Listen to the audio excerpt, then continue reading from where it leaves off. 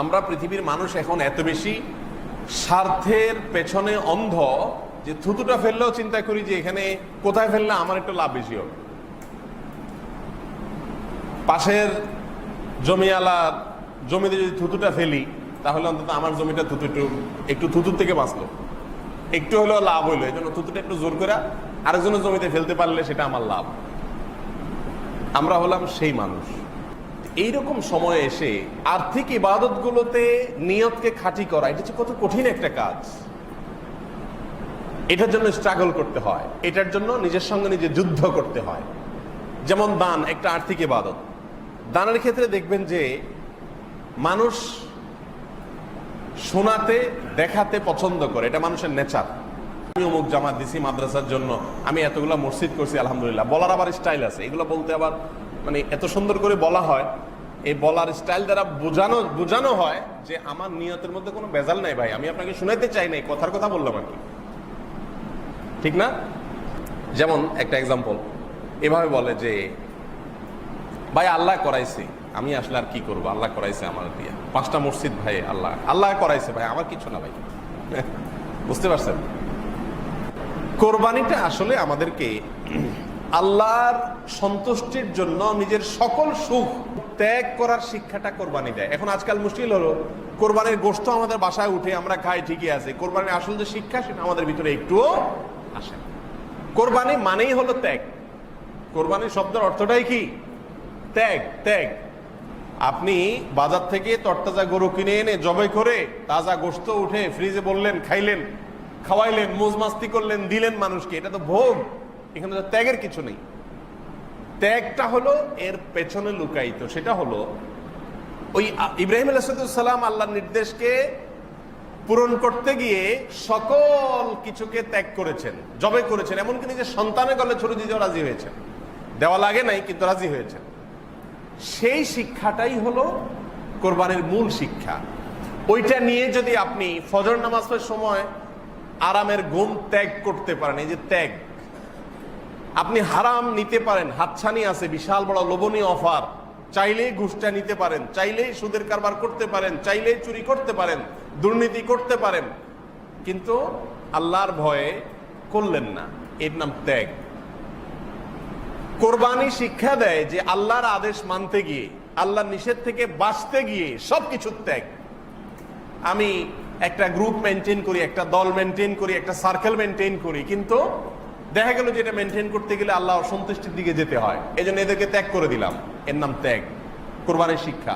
একজন বন্ধু, আমার অনেক ঘনিষ্ঠ বন্ধু, কিন্তু দেখা গেল যে তার সাথে চলতে গেলে আমার নামাজটা ঠিক মতো হয় না, সে তার সাথে চললে আমার আল্লাহ থেকে আরো দূরে সরে যেতে হয়।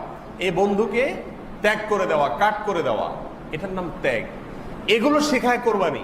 এখন এই শিক্ষাটা নেওয়ার খবর নাই, শুধু গোশত নিয়ে আমরা হুলস্থুলের মধ্যে আছি। মোহতারাম হাজরিন, অনেক মানুষ কোরবানি করেন, বিশেষ করে যে করোনা প্যান্ডামিক আসছে, অনেক মানুষ কোরবানি করবেন এই জন্য যে মানুষ কি বলবে, লোকে কি বলবে। সারা বছর করে আসছি, সারা জীবন করে আসছি, এবছর না করলে মানুষ কি বলবে। ছেলে মেয়েরা, নাতি নাতনিরা আশপাশে সবার কোরবানি দেখে চেয়ে থাকবে, কেমন লাগে। এর মানে কি?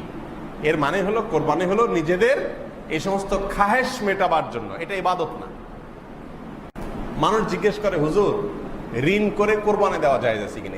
কত শত মানুষ যে এই প্রশ্ন করে, হুজুর ঋণ করে কোরবানি করা জায়েজ আছে কিনা। কারণ কোরবানি তো করতেই হবে, আবার ভাগে দেওয়া যাবে না। বাড়িওয়ালা মানুষ, একটা ব্যাপার স্যাপার আছে না, ভাগে কোরবানি দিলে মানুষ থাকে নাকি? ছাগল দিব, হায় হায়, তাহলে তো শেষ।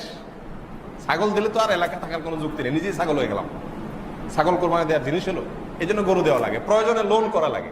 আমি বলি লোন করে কোরবানি দেওয়া জায়েজ আছে যদি আপনি লোন পরিশোধের ব্যবস্থা থাকে।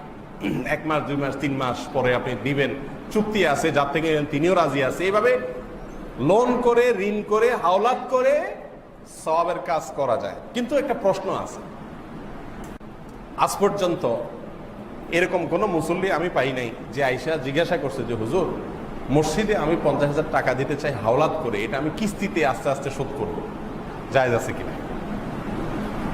এই মুসল্লি আমি পাই নাই আজ পর্যন্ত। কথা বোঝেন নাই?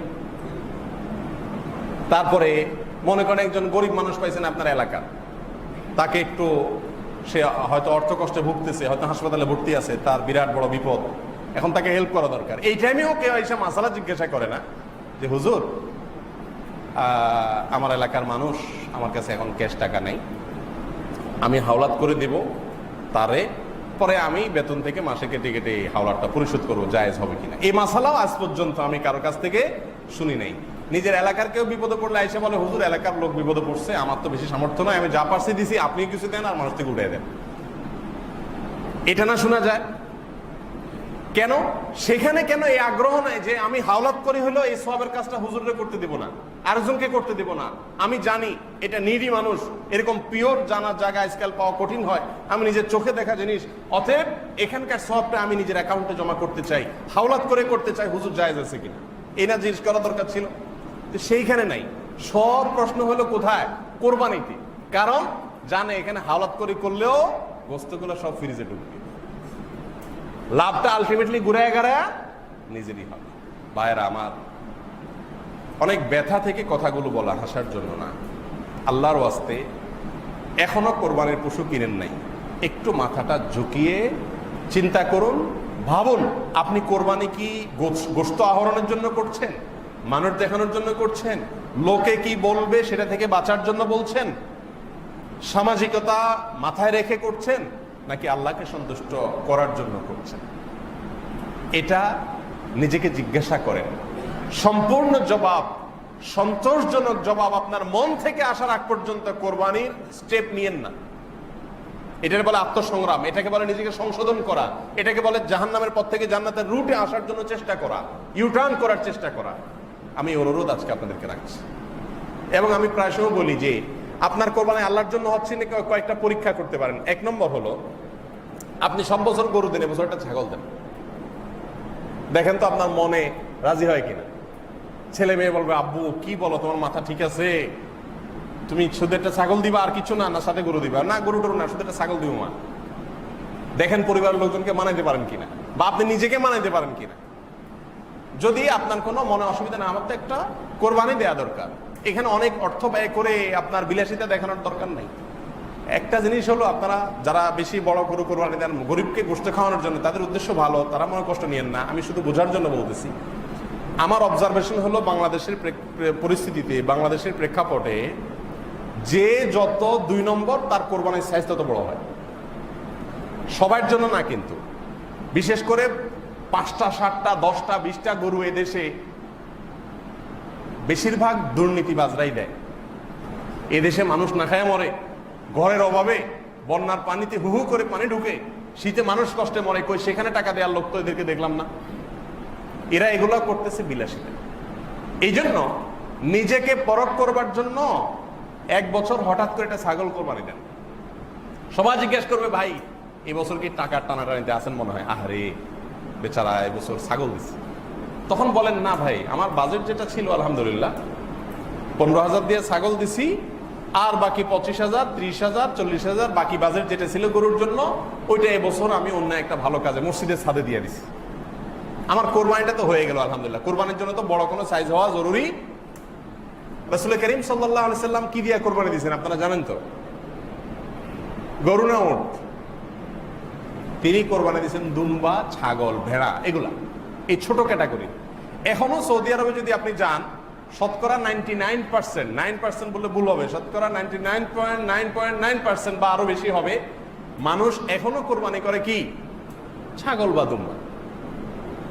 এই যে কোরবানির একটা বাহার, গরু, বিশাল বড় গরু, জোড়া গরু, জাম্বু গরু, ট্রাম গরু, এখন তো শুরু হয়েছে নতুন করে ওট, যে কে ওট দিতে পারে। ভাইরা আমার, নিজেকে সংশোধন করার উদ্দেশ্যে একটা বছর বা মাঝে মধ্যে একটু স্ট্রাগল করেন যে ঠিক আছে আমি দেখি আমার আল্লাহর জন্য হচ্ছে কিনা, আমি দেখি একটা ছাগল দিই মন মানে কিনা, সাইজটা আমার কাছে ফ্যাক্ট কিনা। এটা একটা। আরেকটা হলো, এটা আরো কঠিন, সেটা হলো অ্যাসিড টেস্ট। এটা 1 বছর আপনি একটা কোরবানির পশু, সবসময় এটা করা জরুরি না, নিজের হাতে কোরবানি করা সুন্নাত। 1 বছর একটা কোরবানির পশু একজন গরিবকে কিনে দেন। ধরেন এই ভূমিপল্লীতে বহু গরিব মানুষ আছে না, যে কোরবানি দিবে না। আপনি একটা গরু কিনে গরিবরে ডাইকা ওরে বাজারে নিয়া গরুটা কিনা ওর হাতে দিয়া বলেন এটা তুমি জবাই করে গোশতটা খেয়ে নিও, আর পারলে একটু গোশত 2-4-5 কেজি আমার বাসায় পাঠাই দিও, গোপনে, কেউ যেন না জানে। এই কাজটা অ্যাসিড টেস্টের মতো কাজ না? টাকা দিয়া বাজারে যায় গরুটা কিনে দিয়া, গরু তার হাতে বুঝাই দিয়ে আপনি নাই হয়ে গেলেন। বাজারে আসতে আসতে মানুষ তারা জিগাইলো, ভাই গরু কত, মাশাআল্লাহ আজকে এবার এত বড় গরু কোরবানি দিতেছেন, দিনকাল ভালো যাচ্ছে মনে হয়। সে তো মিটমিট করে হাসলো আর বাবা নিল, সব কার অ্যাকাউন্টে জমা হলো? কার অ্যাকাউন্টে জমা হলো? আপনার অ্যাকাউন্টে জমা হলো না? আমি কি বুঝাইতে পারছি বিষয়টা? এইভাবে মাঝে মধ্যে, আমি বলতেছি না প্রতি বছর করেন, মাঝে মধ্যে এরকম করেন, এলাকার সবাই জানবে যে আপনি কোরবানি করেন নাই। আরে একটু একটু করে গোশত পাঠাবে আপনার যে বাসায়, আরে ভাই এবার গোশত কোরবানি করেন, মনে হয় টাকা পয়সা টানাটানি আছে, আপনি মিটমিট করে হাসলেন, তাদেরকে কিছু বললেন না, কিন্তু আল্লাহ জানে আপনার কোরবানিটা হয়ে গেছে, সব অ্যাকাউন্টে জমা হয়ে গেছে, গোশতটা কে খাচ্ছে? আরেকজনে খাচ্ছে, আর ক্রেডিট বাহবা যা আছে সব নেওয়ার সেই গরিব মানুষ নিচ্ছে, আর সব টাকার অ্যাকাউন্টে জমা হচ্ছে আপনার অ্যাকাউন্টে। বুঝেন নাই পলিসিটা?